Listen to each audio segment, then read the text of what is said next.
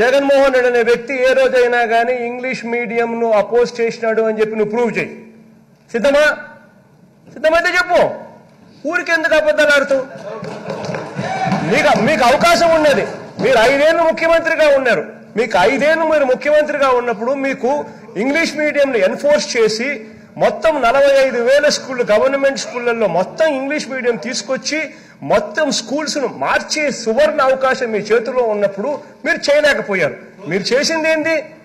45,000 government స్కూళ్లలో కేవలం 34% మాత్రమే ఇంగ్లీష్ మీడియం స్కూళ్లుగా ఉన్నాయి అని అంటే 66% మీ హయాంలో గవర్నమెంట్ స్కూళ్ళన్నీ తెలుగు మీడియంలోనే ఉండే పరిస్థితిలోకి మీరు తీసుకొచ్చినారు అని అంటే సిగ్గుతో తలంచుకోవాలి. మీరు నిజంగా అలా చేయకుండా ప్రైవేట్ స్కూళ్ళకు అందరికీ కూడా మీరు నారాయణ స్కూళ్లకు, చైతన్య స్కూళ్లకు, ప్రైవేట్ స్కూల్ అందరికీ మేలు చేసేదానికోసము, వాళ్ళతో మీరు భాగాలు పెట్టుకుని మేలు చేసేదానికోసము మొత్తం గవర్నమెంట్ స్కూళ్ళ విధానాన్ని పూర్తిగా భ్రష్టు పట్టించిన మీరు ఈరోజు మాట్లాడుతూ ఉన్నారు అని అంటే, అందులో అబద్ధాలు మాట్లాడుతున్నారంటే నిజంగా 40 ఏళ్ళు ఎక్స్పీరియన్స్ అని చెప్పుకునే మీరు సిగ్గు తలకాయ ఉంచుకోవాలి.